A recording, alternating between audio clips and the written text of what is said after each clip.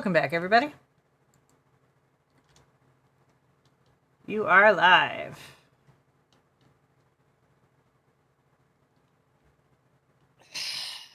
Hello, and welcome to Editing 101. My name is Phoenix, and I have been doing this specific job since I was 15, and I am not that now. So professionally, I have been editing for 20 years. Because I was doing wedding videos when I was in high school. So I have a lot of knowledge. I also have a BFA in film from Georgia State University, so I even went to school for this shit. But as far as editing, I'm self-taught on that. Film school was more theory based, and while I recognize and I am using what I learned in film a lot more now, um, because I've gotten older and learned my industry more and understood you need it all. Um, you don't need a degree to work in the film industry. In fact, in the business world, they want you to put your school at the top of your resume. In the film industry, they tell you to put it at the bottom. They don't give a fuck where you went to school. They don't care. They don't care. Um, they want to see your work experience and what you've done. So you you have to work. You have to do the job. They want to see what you've done. And that means starting out you get to do a lot of stuff for free. Um, but I don't recommend that. I recommend at least getting paid. So you don't have to get paid monetarily. You can get paid in another way. A lot of how I work in the film industry, in the indie, because I my experience is from the independent film industry, not Hollywood. I have been on Hollywood sets, but my experience is in the indie world. And there's a lot of you scratch my back and I scratch your back. And it is a lot more community based and a lot more friendly. And Atlanta is massive. It's a huge indie market. The Atlanta Film Festival it's been going on for 45 years now. And films that come out of that are Oscar contenders, so it's a really big film festival that I learned after film school. And you know how I learned a lot of my stuff? By going to conventions like this. Um, Dragon Con in Atlanta has a massive film section. They have a film festival, they have a film, and I learned a lot of stuff at Dragon Con and made my connections at Dragon Con. That is how you get into creative industries. So if this being here, it's a great first start. It's a great first start. Um I don't stream, but on my Twitch channel, I no longer stream, but on my Twitch channel you can find all of my social medias and my other information. Or you can just go to twolazydogs.site, which is my website. So, what you see here is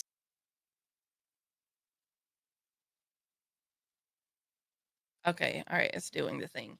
All right. So I use Adobe Premiere. Before I get started, I have an unfortunate thing to tell everyone about AI. Um, we read an article this morning that Google, Facebook, and Microsoft have spent over $34 billion integrating AI into their spaces. So we can't get away from it anymore. No matter where you go, AI is there. One of the things that we are fighting is for regulations in AI. So a lot of people will say don't use Adobe. One of the main things is push they have pushed the AI forward. AI is a great tool. You should not be using AI to do your artwork though, because we're not here for that discussion. Just go read my articles that I've wrote for Real Women of Gaming on AI. You'll you'll understand. uh AI, um you're not an artist if you use only AI.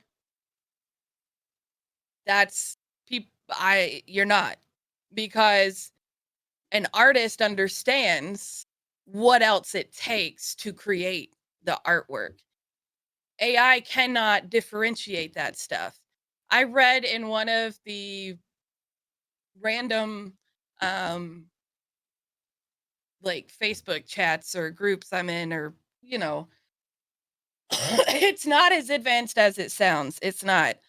Um but so this art director, I'm so nervous. Why am I so nervous? You know why I'm so nervous? This is one of this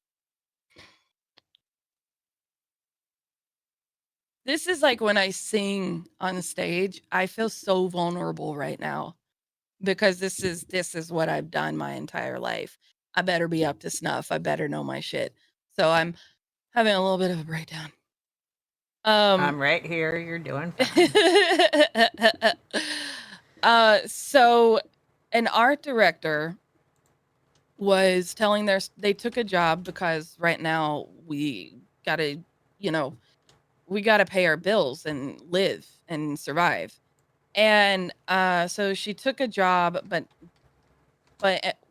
as the art director, and they had AI prompters. They had a couple of AI prompters as well as actual artists. And every time she asked them to come back with a new artwork, it was just a variation of what they already prompted.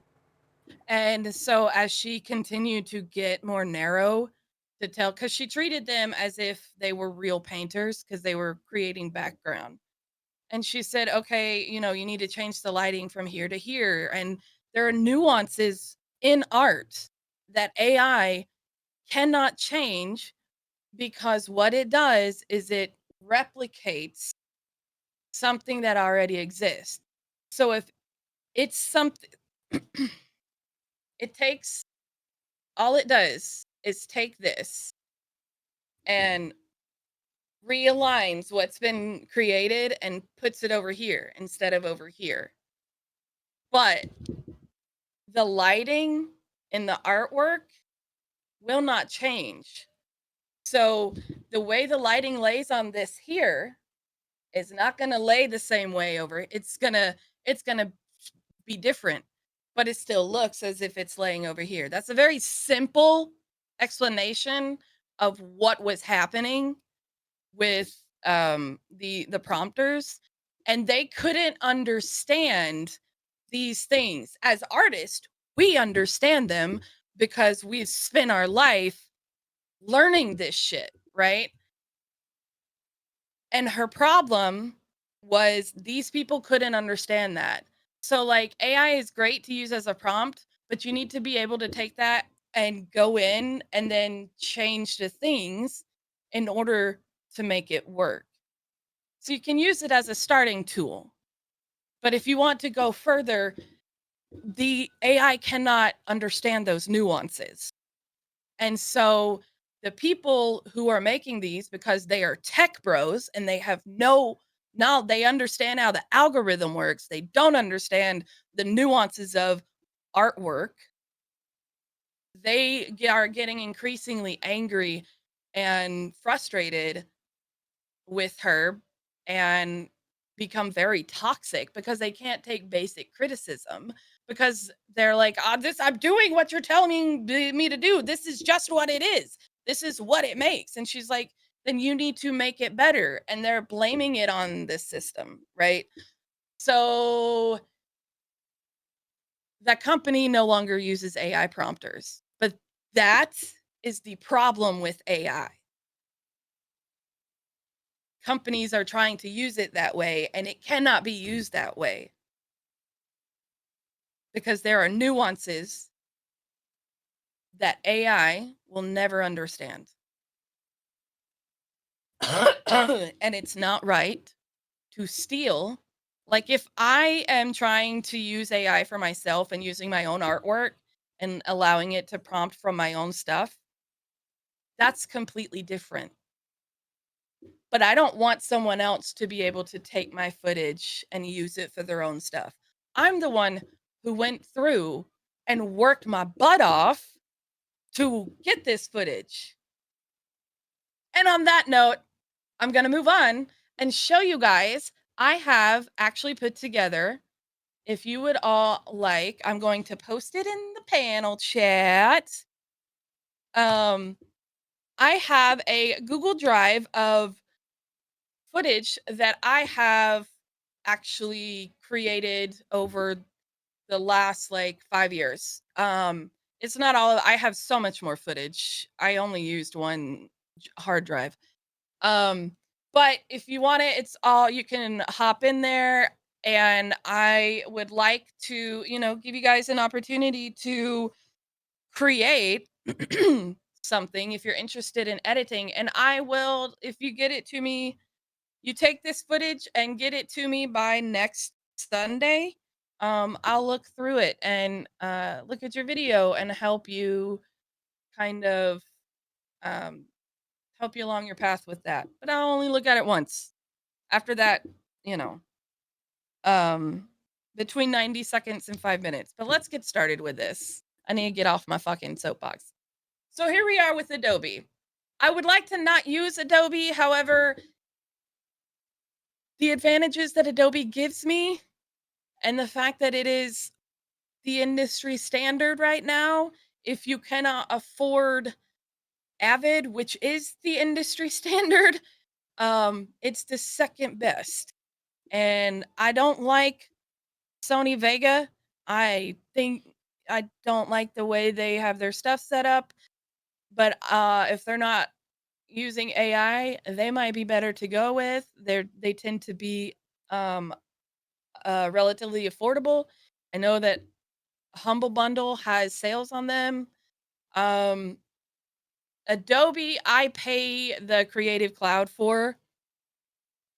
It's not cheap, but I would rather, we started paying for the Creative Cloud back when you could also just buy the software, and I couldn't afford $3,000 just to buy the software back then.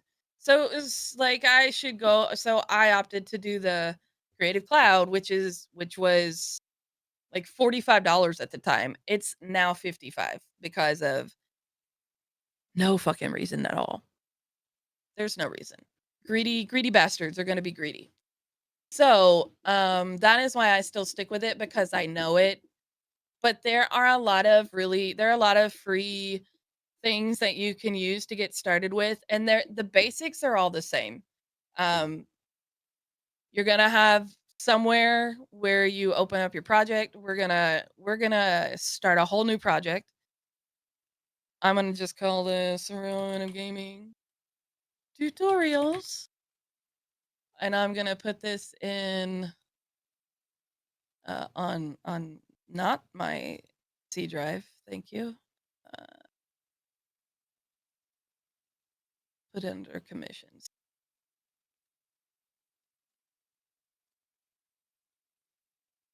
Oh, no, no, no. I think I actually already have a folder for this. I do. I did do that. I did do that for my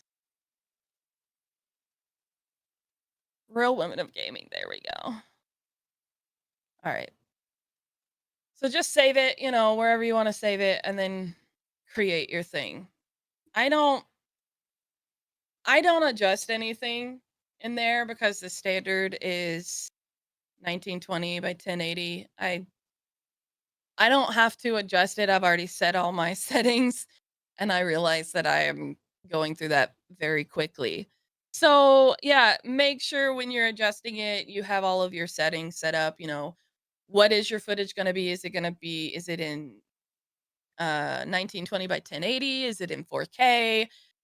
I don't have the money to do 4K, so all of my stuff is in 1080. Uh and that's okay because not everybody can see shit in 4K anyway. Most stuff is still in 1080. Um so anyway, this is your standard editing thing for um this is your standard setup for most editing any editing software. This is going to be your source. So when you import, so I just right click and I import to bring wherever, whatever my footage is going to be, uh, which is, there it is.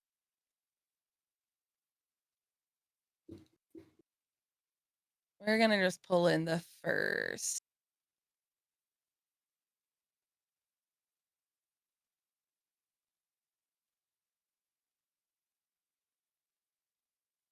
No one has 4K money right now. Absolutely. Nobody has 4K money. Technically I can film technically my GoPro films in 4K.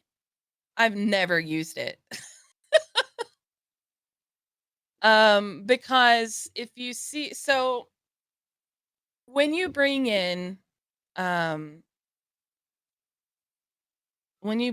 so this is really, I have 3 monitors because I actually pop um, this one out and I pop this sequence out and work on 2 different monitors so I can make this full screen because these are where your source is going to pop up. So we'll open this up. This is one of the clips.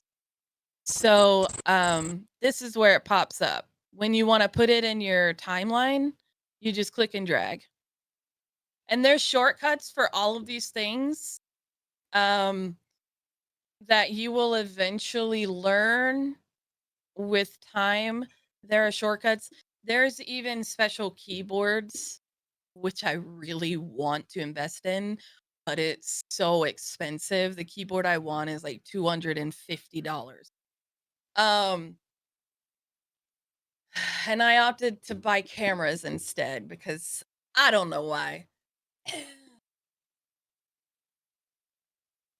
Oh, I know why. I started streaming. Okay, anyway. Uh Back to the thing at hand. So this is your basic setup and you can set up your workspace however you want.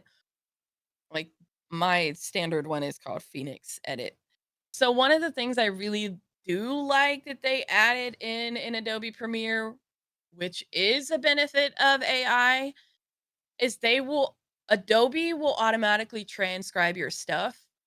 So it you can go in and do the captions and put captions on your stuff.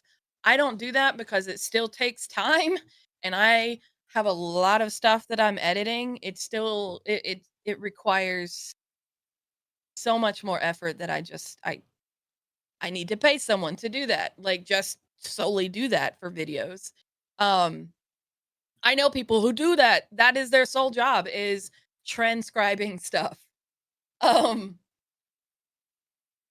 And so that is a really nice feature. So I will utilize it for my TikTok videos and my short form videos because it makes go because I'm a lot faster typing on and correcting on the computer than I am through this because, well, I'm old. Um, so if you want to edit anything. So when you click and drag, it creates a sequence, and the settings for the sequence will be whatever the settings are for your video if you do the click and drag. Or you can come up here and just do new sequence and do your stuff there. I do it the quick way because all my footage is going to be the same. Now, your frame rate, it matters. Many of you are streamers here, so you'll understand the different frame rates. When you are recording your own footage, I recommend making sure that you're recording in .mov files, because most .flv is not going to be read by most editing things, and you have to get a VLC extra stuff, and the quality is just not gonna be there. Um, but I would recommend, if you're streaming and recording .mp4, it's gonna be compressed. It's not gonna be high quality, but it's gonna be better than nothing. But if you're ever recording on your own, you want to have the biggest file. You want the rawest footage you can have. So the least compressed footage you can have, because you can make things smaller, you cannot make them bigger. Yeah, .mov files are huge, but they are also the least compressed.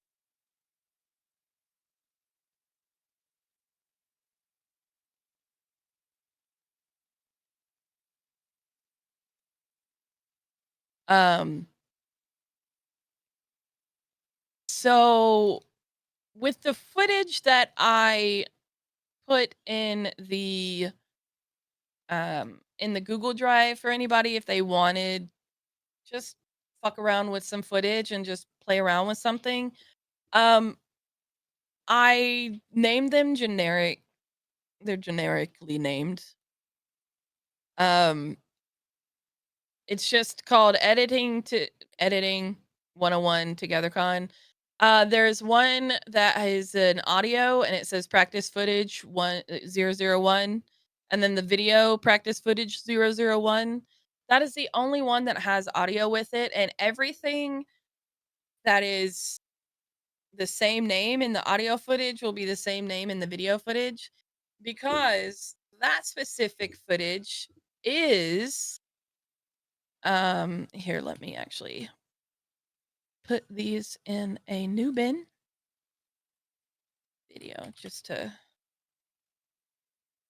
for space, and then I will bring in this audio.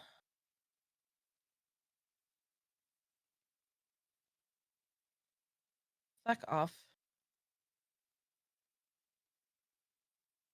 Now I just clicked and drag. You can also just click and drag to pull stuff into your into your editing software. So if you look at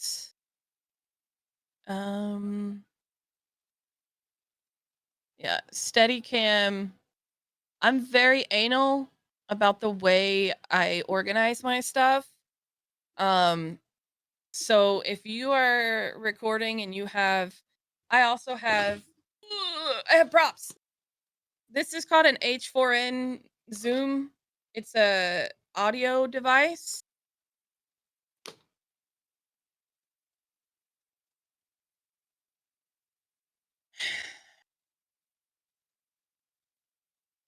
Plug it in here. This just allows you to get, if you're recording anywhere, like in the woods or whatever, and you have a boom mic or anything like that, this is just industry. These are industry stuff. There's a lot like this. This is very old. There's way more new stuff, and I spilled something really sticky on this. I'm putting that back in there. That I don't like it.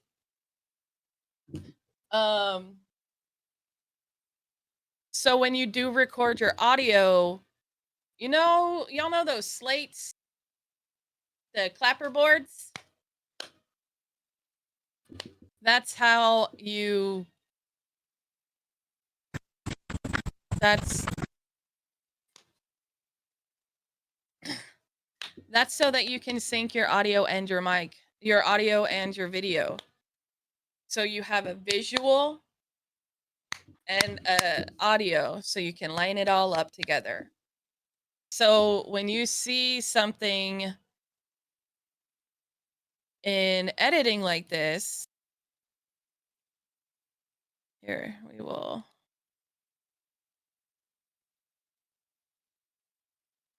You will oftentimes see stuff. It'll be named similarly. That's how I am. It'll just be named the same thing, just in separate folders. So that, that's because I'm anal. That's how I do things. And what time is it? 12:30. Okay. All right. I thought this was gonna go way smoother. I am so bad at this thing. Um anyway, I'm gonna open up a project that I I'm just gonna open up stuff I've already done before. Um we'll pull up the podcast. Okay. So this is tame, by the way. Uh when you're doing an actual film, you will oftentimes have multiple video sources that just go on top of each other, um, as with audio. So this is, since I am a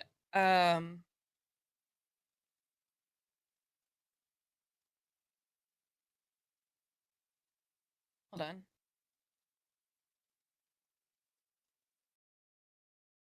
Give me a second. I need to pull it back up. I like to fully close it because it will open up stuff inside of stuff. And because I'm paranoid of saving the wrong thing in the wrong place, I like to close the software out completely and open up the new the new thing later. Um, Let me set this up to, there we go, and I will go back. Give me, there we go. There we go. All right. Shut up. Stop calling me a nerd. All right. So here's what I do for the podcast. So I Adobe has After Effects. It has which is where you can do special effects.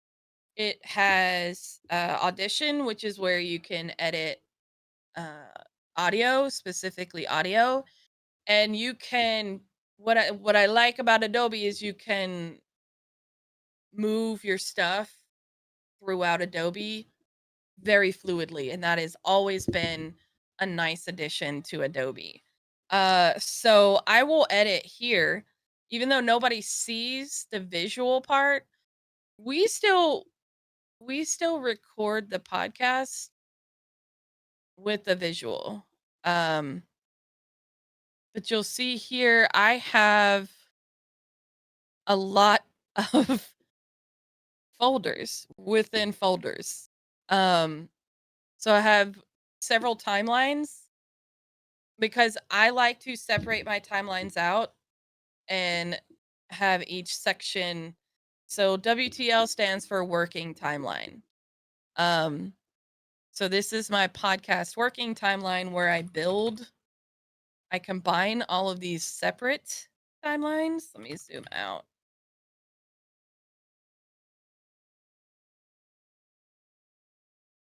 And it really, for me, it really helps being able to separate all this stuff out.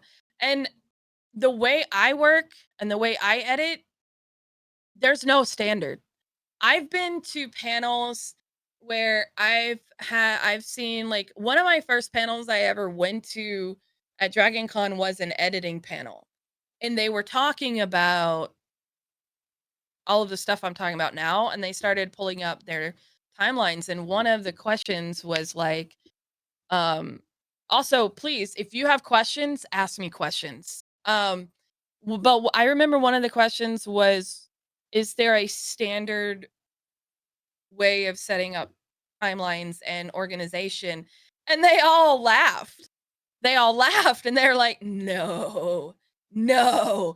It's whatever your workflow is. Whatever works for you is how you do your workflow. So what you see here, if it looks crazy to you and doesn't make sense to you, you don't have to do it this way. This is just how I do it."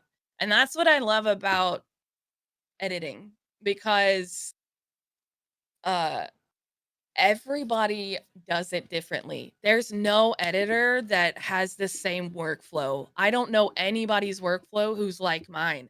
The only thing, the only thing is when you are labeling your stuff, be thorough in your labeling. Like you will see here, here we'll zoom in. This is Trump agenda. I like to use a lot of underscores in my labeling, and hyphens, so that I know, okay, this is how um OBS labels my footage. It labels it through by the date. Um and I love that. So when I go in to label something, like here, I will actually uh so like here, this is the TogetherCon. This is our the recording I made for the Real Women of Gaming TogetherCon sponsorship. So be thorough in your labels. Like, labels are important for organization. Please. That is the key to editing. As long as we can read each other's clips and be like, okay, like, because there are people whose sole jobs is just to organize the data, which is they intake all of this footage, which is what I want. I want to pay someone to look through all this stuff and label it for me. That's where I'm at. Uh is the closed caption is done after. Closed caption is the last thing. Audio will always be the last thing you do. Now, I will say for editing purposes, depending on what you are editing, one of the big practices that we do, that I like to do, is put on, depending on the tempo that I need, um, I will, um, I'll play music and in the background and just edit the stuff. Cause sometimes, cause I got my start doing music videos, which is a really great way to practice because you're doing it to the time of the music. Using music to help you edit is such a great, it's some people use metronomes to help them edit. I know people who have actually done that. Um, you almost kind of need to be a musician. Good old log and capture. Yo, yo. When I was a child, I used my mother's mini DV camera, which I have. I actually have the the JVS RCA camera that my grandparents bought the year I was born. Um I'm not joking. But I remember taking my mom's mini DV cameras and taking cassette tapes, because that's what I had at the time. And I would sit and rewind each thing plug the audio portion into a VCR, plug the video portion from the camera into the VCR. And that's how I taught myself to edit. And I would watch it on our TV. So I would be sitting in my living room playing until they would sync up. And my brother was my victim. And he would be the person I would record. And we would make these stupid home music videos. And that's how I taught myself to edit.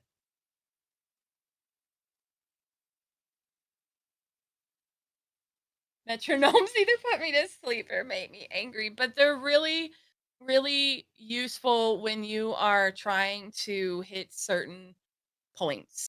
Um, I prefer music. I listen to a lot of lo-fi, Pomodoro lo-fi when editing the podcast because I can listen to it underneath also listening to what we're saying. It actually works out quite well and allows me to keep it. It just helps with the flow of the editing. One of the when you're doing narrative, a lot of my focus is in documentary and journalism. That's where a lot of my work has been, but I've done narrative stuff. Um, I have a short film. Oh, I don't think I put it on this. No, I forgot to put it on here. Never mind. Um, that's okay. But I have done narrative films. Um, and it's like um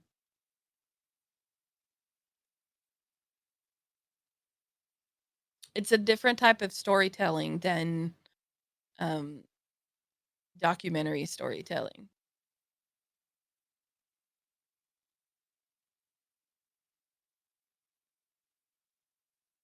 Anybody have any questions?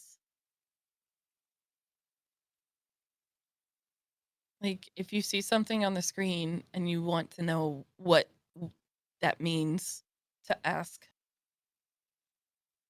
Yeah, so narrative storytelling is like it's like fiction. You're telling a story versus documentary is you're documenting the story. That's why they're separated in the categories for the awards and stuff as well. And that's what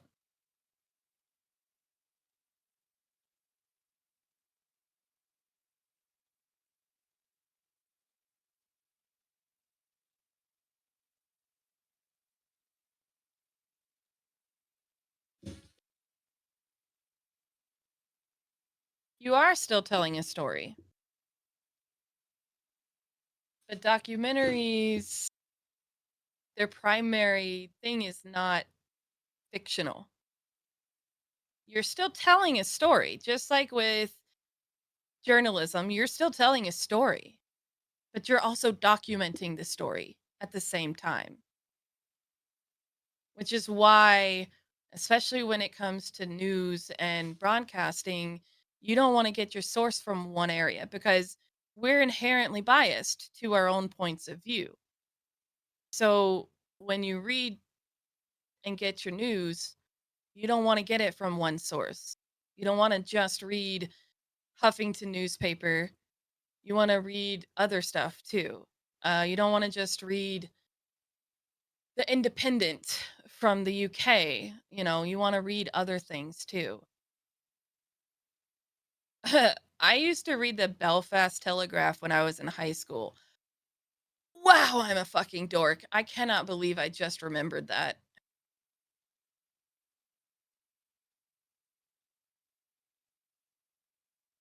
Yes. Um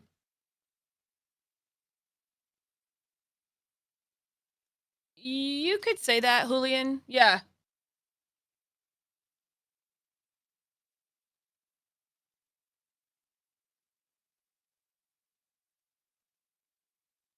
So, for example, like with Project 2025, they have a story they're trying to tell, right? And they have some facts in there in that document, but it's not truly fully factual.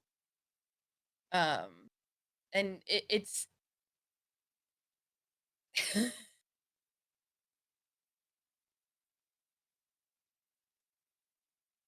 the film industry is also one of the largest industries in the world.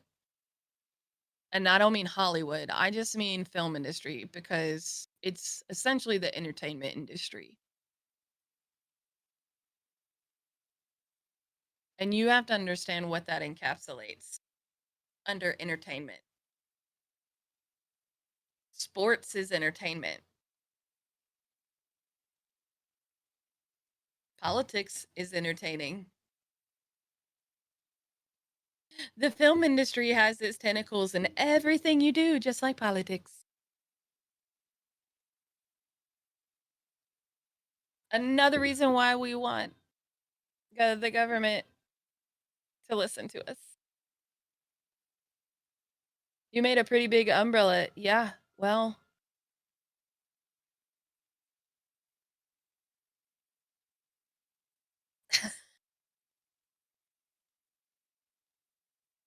it is pretty big.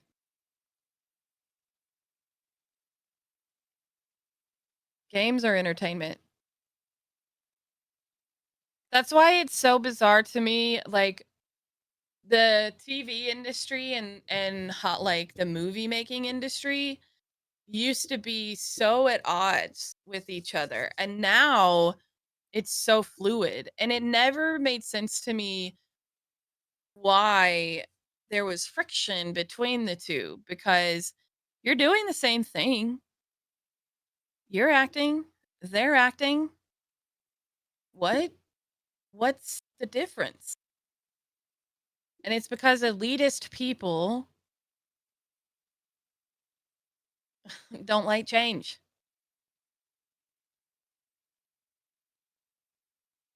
It did. And now it's like Meryl Streep is on a fucking TV show, you know? Steve Martin, well, he got started in TV. Right. It's look, art is what keeps us humans. Art is what keeps us humans. Without art, we are not human.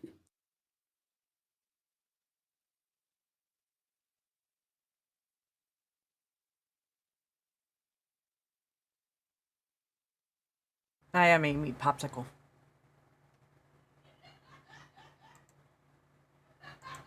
Yes, Adderall, and everything is propaganda, which a lot of people don't realize. Even the stuff you like is propaganda. We talk about this all the time on the podcast. Even the stuff you like. So you have to learn what the difference is between the good and the bad. Popsicles are delicious.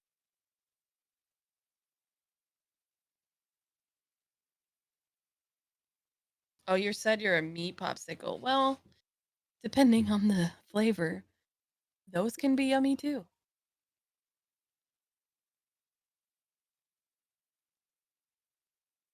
Anyway, does anybody have any more editing questions?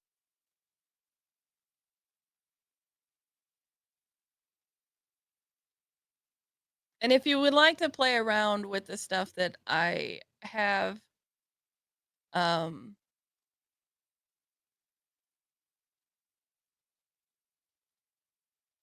please feel free. I will send you a link to I'll leave it up for the week, if you want to try your hand at editing, and I will be happy to see what you come up with the footage that I have.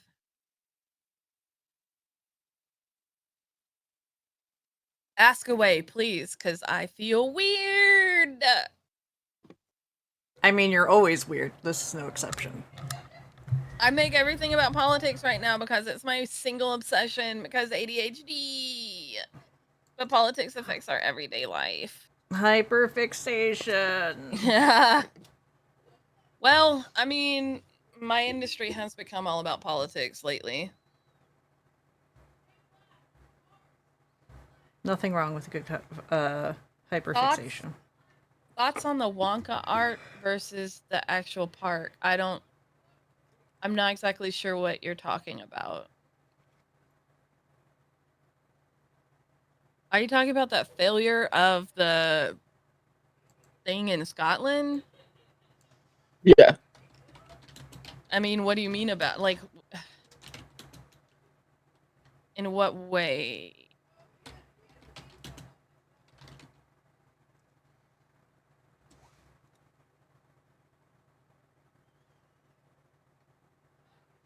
I think that it was a money grab for the people who tried to put it on, and um that the poor actors got screwed.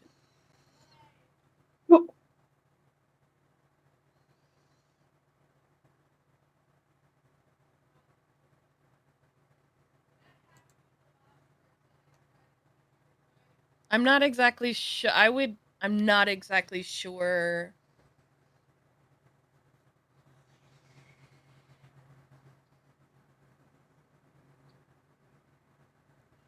What? I I have no knowledge of what you're.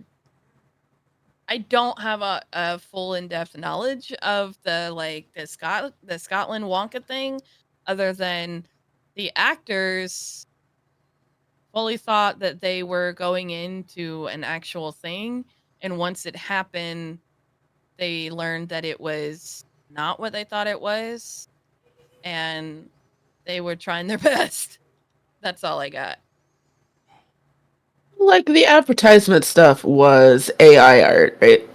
Was it? Yeah, it was AI art. What? Yeah, the advertisement stuff was AI and Well, that's vivid and beautiful, but like you could tell it was AI. Like there were some weird things about it. all right. So they So, like kind of a bait and switch situation, because the and not actual like everybody is knowledgeable about what AI art looks like right now yeah, because it is new. So not everybody is like us and can point it out like that. So like I don't fault the parents for falling for it. They're not going to fall for it now, and they're yeah, definitely going to double check themselves. I think it just showcases exactly how greedy corporations are and how much we need to Oh shit. really, you know, Hold on. I'm gonna show you this. pay attention to shit. I'm gonna do this real quick. it's very much Yeah. like a nice Apparently, van saying I have candy on it, and then the inside being like a murder box. It's so one. this is sold as a live Willy Wonka experience, but they used all AI images on the website to sell tickets. And then when people showed up and saw this, they called the cops. So they were promised a Willy Wonka experience, and all of the images were AI art.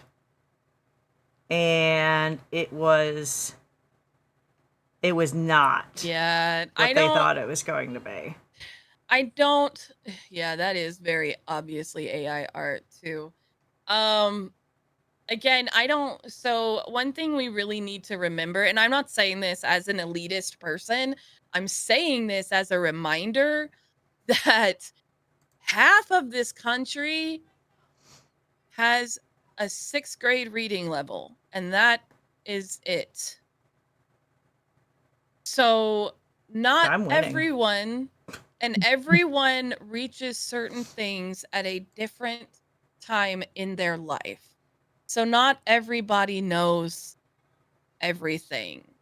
So there are some things in this world like racism is bad um that everybody needs to know.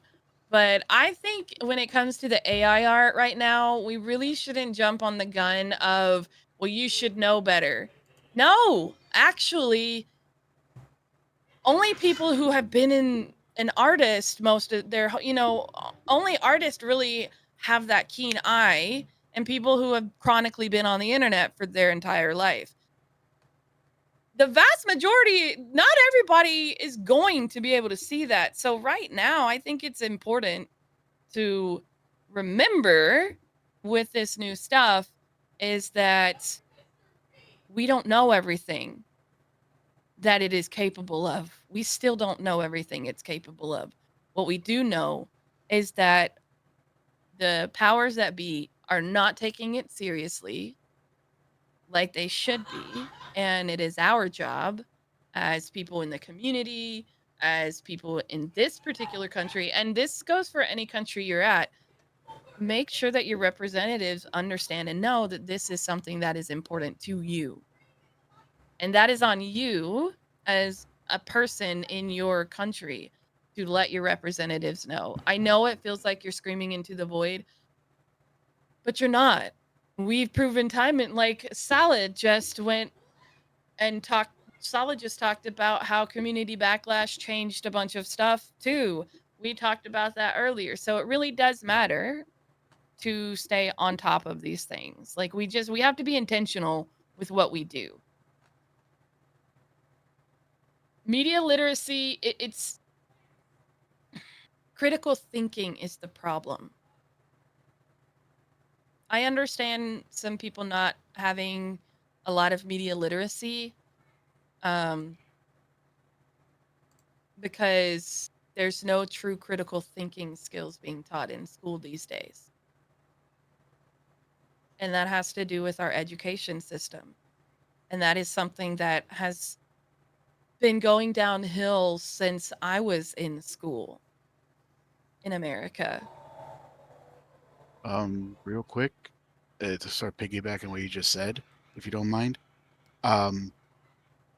That's actually a thing, for example, with like social media and people relying on social media, where if you look up certain politicians, certain representatives, like in Congress and the federal level, they say, "Oh, look, this thing is coming to our state. I am so happy." But if you were to look up the actual records of voting in Congress, they voted against the thing that they are praising right there, like increased minimum wage or funding. You know, the some of these previous funding packages to help out folks that the Biden administration put out there. Republican senators or representatives are saying they voted no in Congress, but on social media, this is a great thing for our state. I'm so glad to have brought that to you. You should vote for me in the next election. Is basically what they're saying on Twitter.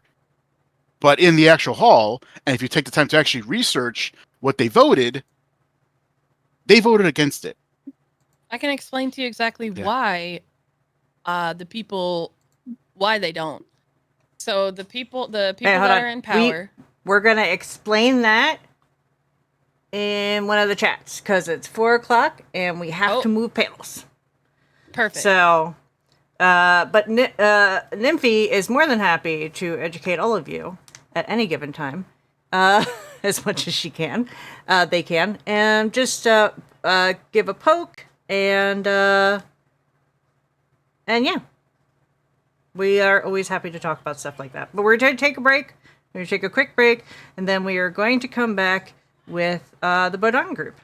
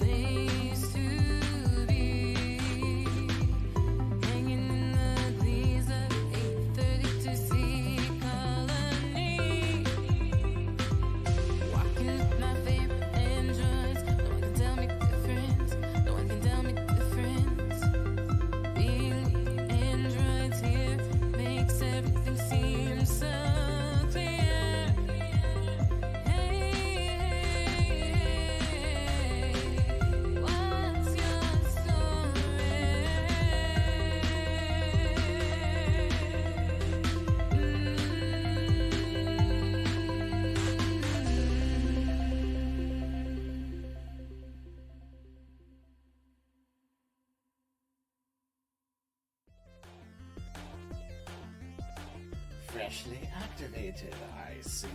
How wonderful. Think of the possibilities. Android, what is your primary function? Steal limit